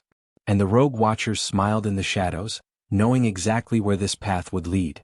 Because hidden beneath forgotten ruins, sealed chambers, and ancient machines buried deep beneath stone and soil, something was awakening, something powerful enough to rewrite the future of both human and watcher. And humanity, driven by curiosity and courage, was walking directly toward it. Humanity advanced through the centuries unaware that every choice they made, every risk they took, and every mystery they pursued was being watched from realms far beyond ordinary sight. Although their eyes saw only the sun, moon, and stars, the space between those celestial bodies was not empty. It was filled with ancient intelligence, quiet, alert, and divided. The loyal watchers maintained their positions across the unseen boundaries between earth and the heavens, forming a delicate network of observation that stretched across the world. From mountain peaks to deep caverns and from shimmering skies to hidden chambers beneath ancient temples, they monitored patterns of human behavior with a focus that bordered on obsessive. Their mission was simple: ensure stability, ensure balance, ensure that humanity did not repeat the catastrophic mistakes of the ancient past. Yet the world was changing faster than even they had anticipated. Humanity's curiosity had become a force of nature, unpredictable, unstoppable, and incredibly resilient. Humans now sought answers not only from their priests or rulers but from their own observations. They dissected the world with logic, tested theories with experience, and challenged traditions whenever evidence contradicted ancient beliefs. Their growing boldness troubled the more conservative watchers deeply. These conservative watchers believed humanity required firm boundaries. To them, humankind was a species that learned too quickly, forgot too easily, and acted too impulsively. They had witnessed humans rise to great heights once before, only to collapse in chaos, leaving behind destruction so vast it required a global reset. The memory of that ancient collapse haunted them. They carried it like a scar across their consciousness, a reminder of why limits must be enforced and why knowledge must be tightly controlled. To prevent history from repeating itself, they began sending subtle warnings. Storms arrived earlier than expected. Crops failed in certain regions without clear explanation. Eclipses appeared at critical moments, interpreted by priests as warnings from the heavens. Rulers who ventured too boldly into forbidden territories found themselves facing unusual setbacks, unexpected illnesses, sudden collapses of alliances, or ominous dreams filled with shadowy figures and unspoken threats. The conservative watchers hoped these signs would divert humanity away from dangerous paths. But humanity, now filled with confidence and ambition, no longer bowed easily to fear. Instead, many people saw these strange occurrences as challenges or tests. Some rulers became even more determined to explore forbidden lands. Scholars sought explanations for unusual astronomical events. Trade continued to expand. Travel increased. And the more humans interacted across regions, the more their knowledge grew beyond the control of the once powerful priesthoods. The progressive watchers watched this unfold with cautious optimism. They believed the human spirit, persistent, curious, and adaptable, was on the verge of igniting a new era. They saw individuals whose minds sparkled with insight, whose hearts balanced ambition with wisdom. These humans impressed them, reminding them of what humanity could have become before the ancient collapse. The progressives wondered if humanity might finally be ready for truths that had remained sealed for millennia. Yet not all progressives agreed on how much knowledge should be revealed. Some argued for slow, carefully managed enlightenment. Others believed humanity should reclaim its full potential. But even the most supportive among them knew one thing clearly: the secrets buried beneath the earth and hidden within the stars were not to be opened recklessly. The technology and information locked away in ancient chambers could reshape the world within a single generation, either lifting humanity into a golden age or plunging it into irreversible chaos. Though sympathetic, the progressive watchers hesitated. The rogues did not. The rogue watchers, who had long abandoned the laws and restrictions, saw humanity's growing boldness as an opportunity.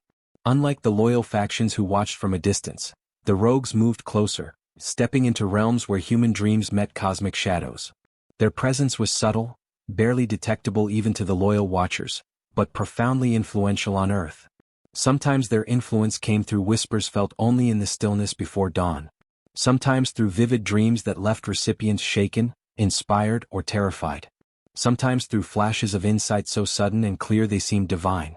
These rogue interactions, though rare, caused unpredictable leaps in human advancement. Entire villages transformed within a few decades. Metalworking techniques appeared that rivaled far older civilizations. Scholars developed star charts so accurate they threatened to expose truths hidden since before the flood.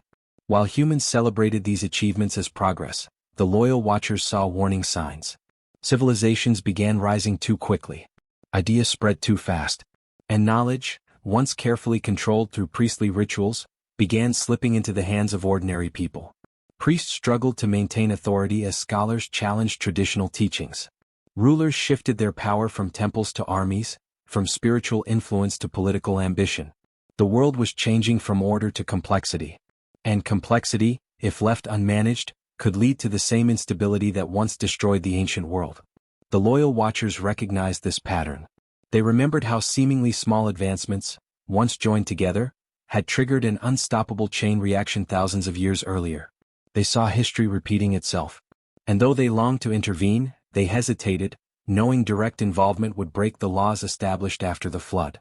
Tension grew among them like unspoken thunder rolling across the heavens. The earth below was becoming more connected than ever before. Cities rose along rivers that once divided regions. Seas that once seemed endless now connected distant cultures through trade. Warriors crossed mountains that had once acted as impenetrable barriers. Knowledge that had once been guarded within temple walls now moved freely along roads, marketplaces, caravans, and ships. Humanity, without realizing it, was building a bridge toward the forbidden. And each step they took brought them closer to secrets the Watchers had vowed to protect at any cost. Above them, the invisible Watchers, loyal, progressive, and rogue, felt the tension tightening like a rope pulled from both ends. The world was reaching a threshold. The question was no longer if humanity would cross it. The question was when, and what would happen when they did.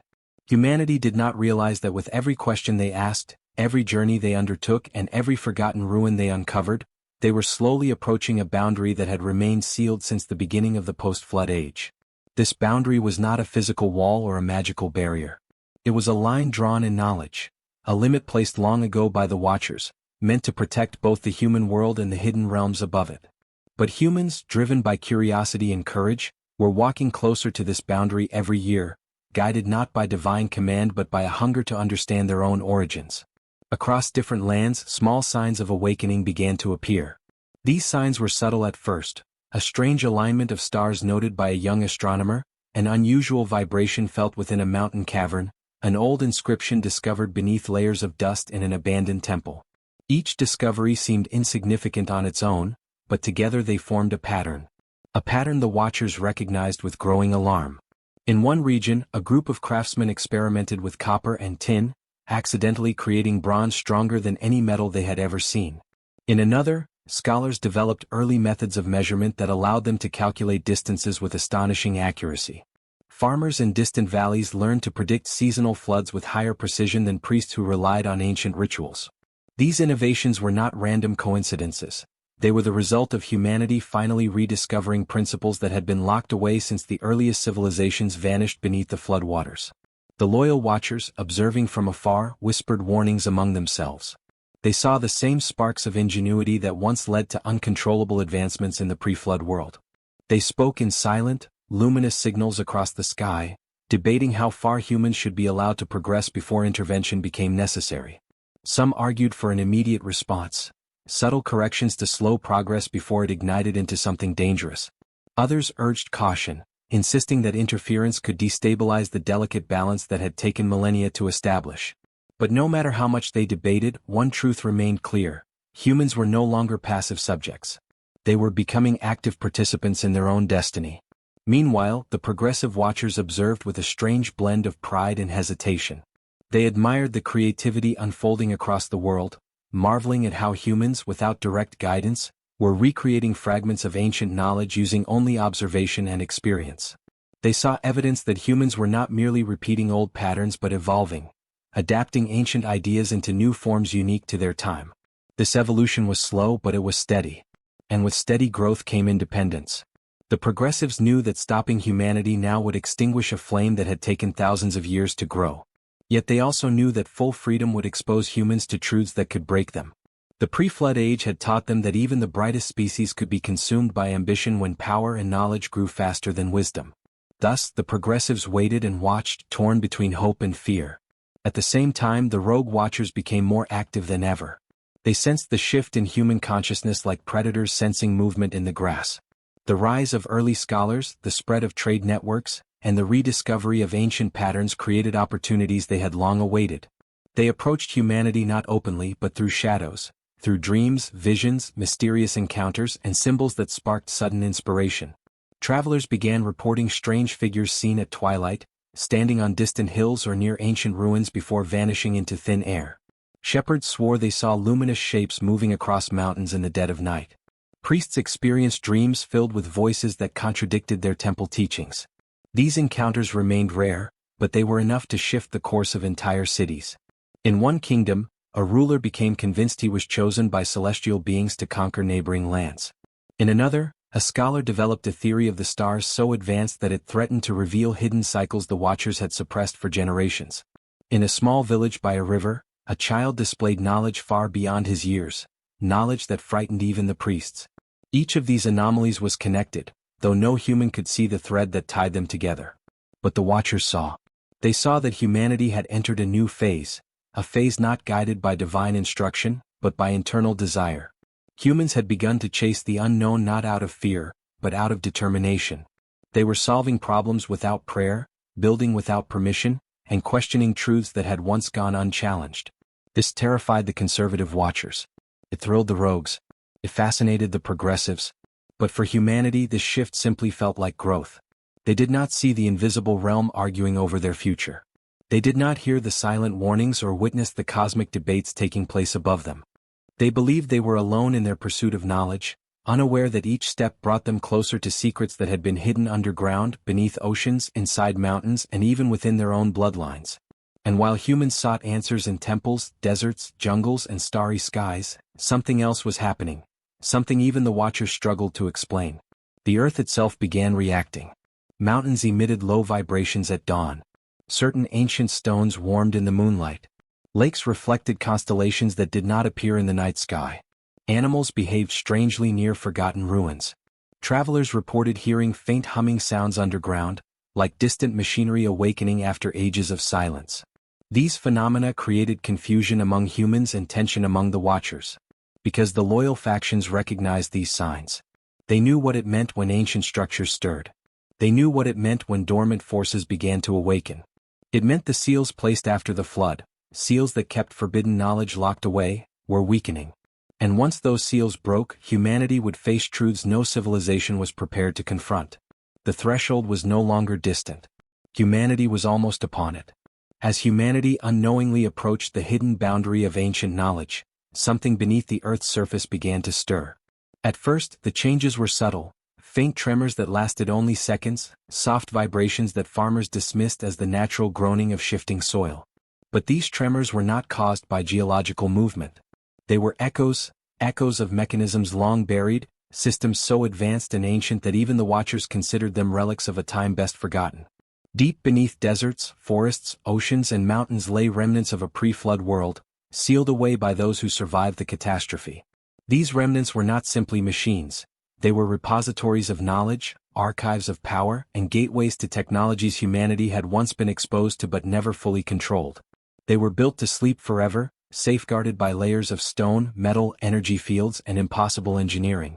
Yet as humanity's curiosity intensified across the surface, the dormant structures began to awaken, as if responding to a signal unseen and unheard. It started with vibrations felt along riverbanks where ancient cities once stood. Then, in distant caverns, explorers reported hearing rhythmic humming, like the slow heartbeat of a giant sleeping beneath the world. In remote valleys, shepherds noticed the ground warming beneath their feet. And in forgotten ruins half swallowed by jungles, faint blue light flickered between cracks in the stone, disappearing before anyone could investigate. These events might have gone unnoticed if they had occurred years apart. But now they were happening everywhere, in the span of days, not centuries. The loyal watchers understood instantly what this meant. They had seen these signs before, just before the downfall of the ancient world. They remembered how dormant systems awakened during the last age, how humanity misinterpreted them as divine miracles, and how entire civilizations rushed to claim control of mechanisms they did not understand. The loyal faction sent urgent signals across the sky, reaching out to one another with a level of concern not seen for thousands of years. Some of them traveled closer to Earth's energy lines, attempting to assess the extent of the awakening. They observed the tremors, measured the intensifying vibrations, and studied the strange bursts of energy rising from beneath the ground, knowing full well what they indicated. But the most troubling sign was something only the Watchers could detect. The seals, ancient locks placed on the forbidden systems, were weakening. These seals had been the final defense after the cataclysm that destroyed the pre-flood world. They ensured that the knowledge of the ancients would not return too quickly or fall into the wrong hands. Only when humanity reached a certain level of maturity, intellectual, spiritual, and moral, would the seals dissolve naturally. But the seals were dissolving now, and humanity was nowhere near ready. The progressive Watchers gathered in silent formations, their luminous forms shimmering within higher dimensions. They debated fiercely among themselves. Some argued that perhaps this was the natural progression of human evolution, that humanity, through sheer determination and expanded consciousness, had reached the threshold on their own. Others insisted it was too soon. They believed that the awakening was being artificially accelerated, likely by rogue Watchers who sought to manipulate the next stage of human development. The progressives were not wrong. In hidden places where shadows touched the edges of the visible world, the rogue Watchers moved with certainty. They approached weakening seals with intent, observing them with the fascination of archaeologists discovering lost treasures. To the rogues, the reawakening of forbidden structures was not a threat, it was an opportunity. They believed the world was ready, or rather, that they could make the world ready by guiding humans directly. Their influence intensified. In one ancient coastal city, fishermen reported seeing tall, luminous figures walking beneath the water without disturbing the waves. In another land, miners uncovered unnatural tunnels filled with geometric patterns that seemed to vibrate when touched. Tribal leaders in remote regions described hearing voices coming from sacred stones, instructing them to move their people, though the reasons remained unclear. These encounters added to the confusion already spreading across human societies. Priests claimed the world was entering a prophesied age of divine return. Scholars believed the unusual events were signs of natural cycles yet to be understood. Rulers saw opportunities for conquest and power, seeking to claim the strange phenomena for political advantage. Ordinary people, caught between fear and wonder, simply tried to make sense of a world that felt increasingly unpredictable. Meanwhile, the earth responded in ways no human could interpret correctly. The tremors grew more pronounced, sending ripples across lakes and rivers. Forest animals fled from regions where underground humming intensified. Birds changed migration routes, avoiding areas touched by strange vibrations.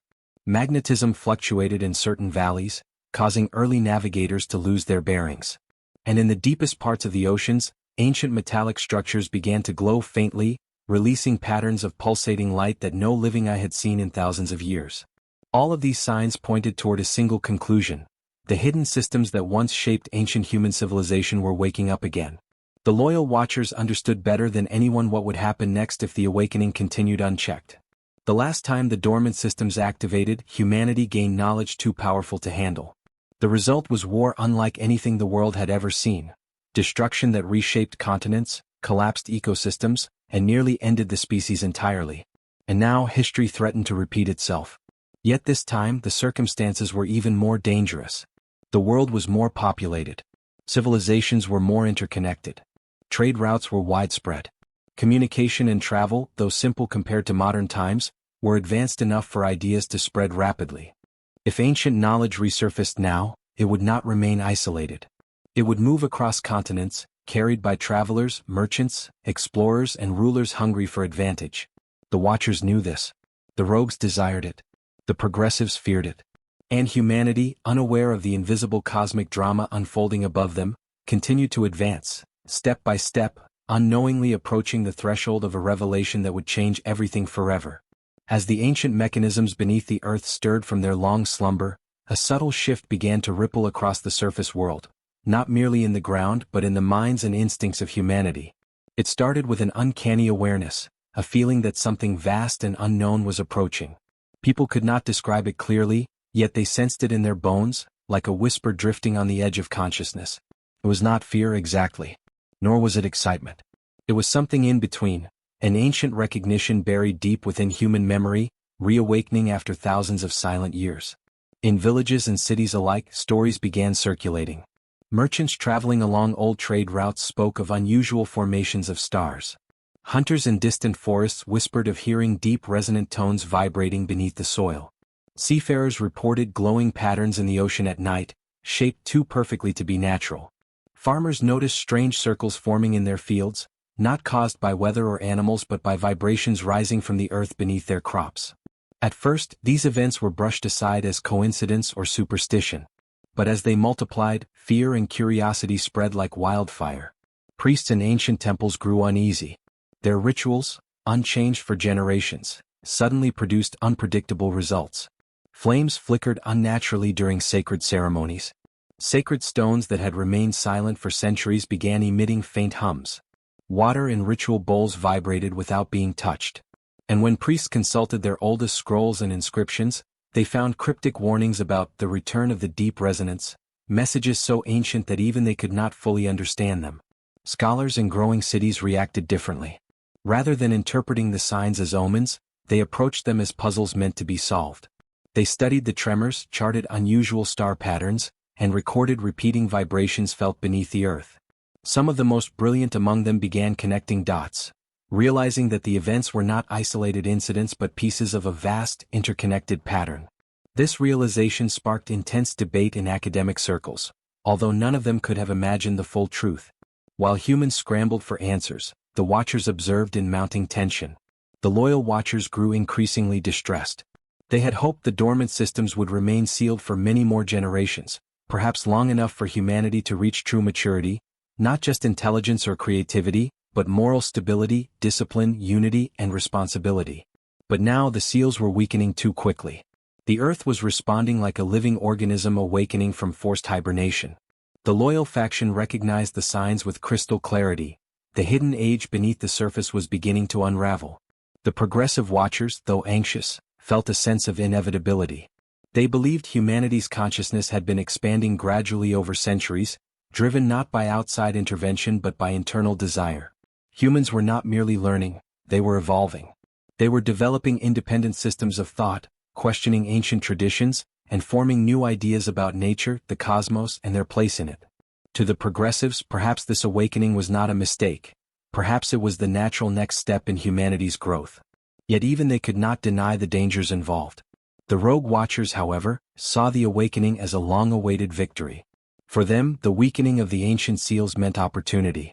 It meant access to technologies and knowledge that could shift the balance of power across the cosmos. It meant influence. It meant the possibility of reshaping the future of Earth in ways forbidden for thousands of years.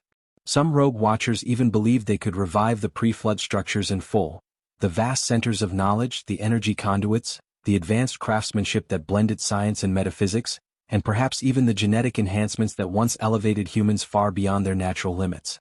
And as the rogue watchers moved closer to Earth, humanity began sensing their presence in strange and unexpected ways.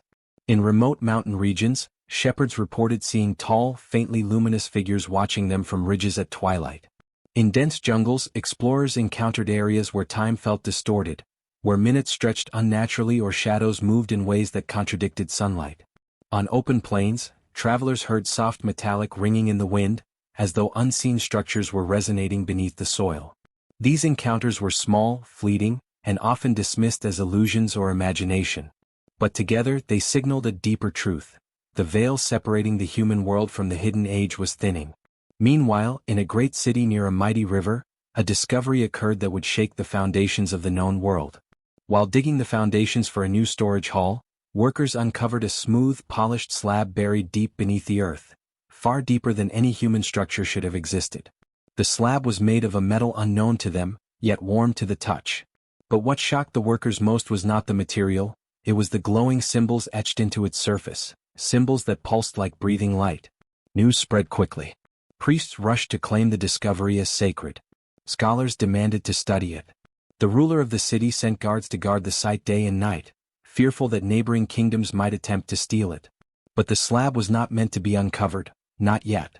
The moment it was exposed to air and sunlight, the ground beneath the city trembled violently. People fled in terror as a deep, resonating sound echoed from the earth. The symbol-covered slab pulsed brighter, responding to the vibrations. Even after it was reburied, the ground continued to hum softly for days, sending waves of energy through the nearby region. The Watchers reacted immediately. The loyal faction encircled the region in invisible barriers, attempting to reinforce the seals weakening below. The progressives observed closely, concerned yet curious. The rogues celebrated the event as a sign that the deeper structures were waking exactly as they had hoped. Humanity remained confused, trying desperately to interpret the signs. But the truth was beyond anything they could imagine. The hidden age was rising again. The sealed knowledge was pushing toward the surface. And the world was standing on the edge of a transformation that would change everything. The world trembled not with destruction, but with awakening. The hum beneath the earth grew louder, resonating through mountains, valleys, oceans, and ancient stone. It became impossible to ignore. Animals sensed it first and fled from regions where the energy pulsed strongest. Birds crossed skies in chaotic patterns. Seas formed circular currents that defied nature. People everywhere felt a strange pressure in their chests, as if the air itself carried a message they couldn't quite understand. Humanity stood at the edge of a moment that had been approaching for thousands of years. The glowing slab discovered in the great river city had been only the beginning. As days passed, similar slabs surfaced across distant lands, in deserts, jungles, ocean floors, and abandoned ruins swallowed by time. Each slab vibrated with the same synchronized rhythm, as if responding to a silent call echoing across the world. And then, without warning, the vibration stopped. The world fell silent. It was the kind of silence that felt unnatural, heavy, expectant, electric. People across cities and villages froze, sensing something immense looming just beyond understanding. The skies darkened slightly, not from clouds, but from a strange shimmering veil descending across the horizon like a curtain of invisible energy bending light. The sun dimmed for a brief moment, and a low, resonant hum filled the air, spreading across continents like a wave. The Watchers appeared. Not physically, not in forms humans could touch or grasp, but as towering silhouettes of light projected across the sky. Their presence filled the atmosphere with an indescribable power. Children fell silent. Animals stopped running.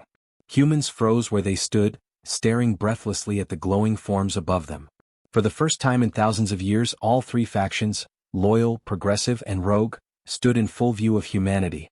Their voices did not come through sound, but through thought, emotion, and instinct all at once. Every human felt a message rise inside their mind, as if the earth itself were speaking through them. The time has come. The loyal Watchers projected a stern, stabilizing presence. They radiated the weight of history, the memories of the ancient world destroyed by its own ambition. Their message was clear: turn back. The ancient age must not return. The progressive Watchers radiated hope and possibility. Their light shimmered with warmth, curiosity, and encouragement. Their message reached deep into humanity's spirit: you have grown. You can rise further. Do not fear your potential. The rogue Watchers burst with intensity, ambition, and blazing energy. Their voice was a fire: claim what was once yours. Awaken the forgotten power. Take your destiny.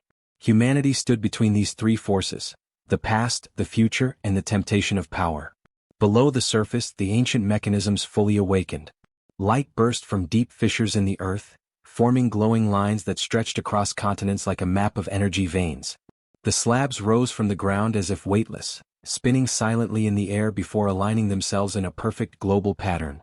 When the last slab locked into place, a massive surge of energy erupted upward from the earth, shooting into the sky like a column of pure light. The threshold had opened. And at that exact moment, something extraordinary occurred. Something no Watcher, loyal or rogue, expected. Humanity paused. Instead of rushing blindly toward power. Instead of collapsing in fear. Instead of worshipping the Watchers as gods. Humanity chose to listen to itself. Across cities, villages, mountains, and plains, people looked not to the sky but to one another. They remembered the stories of fallen civilizations, the warnings hidden in myths, the scars left behind by arrogance and war. And they also remembered hope, the resilience, creativity, and unity that had allowed them to rebuild after the flood, after famines, after countless challenges. Then something miraculous happened.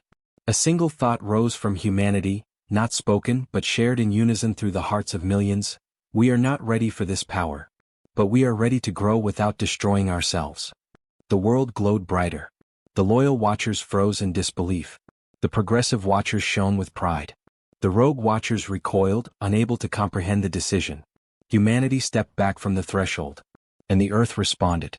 The glowing slabs slowly lowered back into the ground, sealing themselves once more. The energy veins dimmed. The hum faded. The shimmering veil in the sky dissolved like mist under sunlight. One by one, the watchers' projections faded, not out of anger or punishment but out of acknowledgement.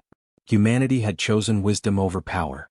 For the first time, the ancient watchers understood that humans were no longer the reckless beings of the pre-flood age. They were something new. Something stronger. Something wiser.